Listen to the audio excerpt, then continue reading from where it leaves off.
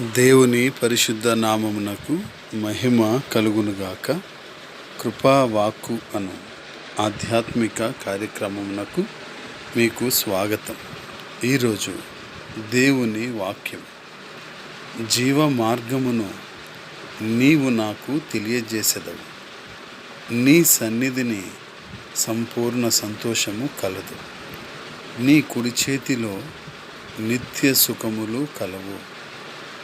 16వ కీర్తన 11వ చరణం.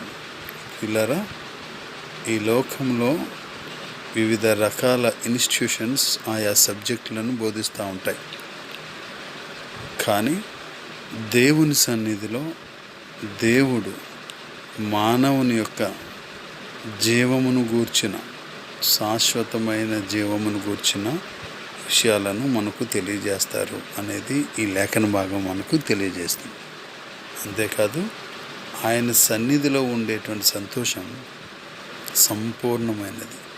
ఈ లోకంలో సంతోషం కోసం మానవులు రకరకాల ప్లేసెస్లో రకరకాల వస్తువులు, రకరకాల వ్యక్తుల ద్వారా వెతుకుతూ ఉన్నారు. కానీ అవన్నీ నిజమైన సంతోషం కాదని, అసంపూర్ణమైనవనేవి దేవుని యొక్క వాక్యభాగం సెలవిస్తుంది. నిజమైన సంతోషం ఆయన సన్నిధిలోనే దొరుకుతుంది అనేది లేఖన భాగం యొక్క ఉద్దేశం.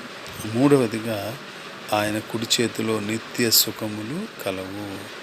ఈ లోకంలో నిజమైన ఆనందం ద్వారా వచ్చేటువంటి సంతోషం, సౌఖ్యం, సుఖం ఆయన చేతుల్లో నుండి మాత్రమే మనకు వస్తుందని ఈ లేఖన భాగం మనకు తెలియజేస్తుంది. కనుక ఆయన సన్నిధికి వెళ్దాం, సంతోషాన్ని, నిత్య సుఖాన్ని, నిత్య జీవాన్ని కూడా పొందుకుందాం. అట్టి కృప దేవుడు మనకు అనుగ్రహించును గాక.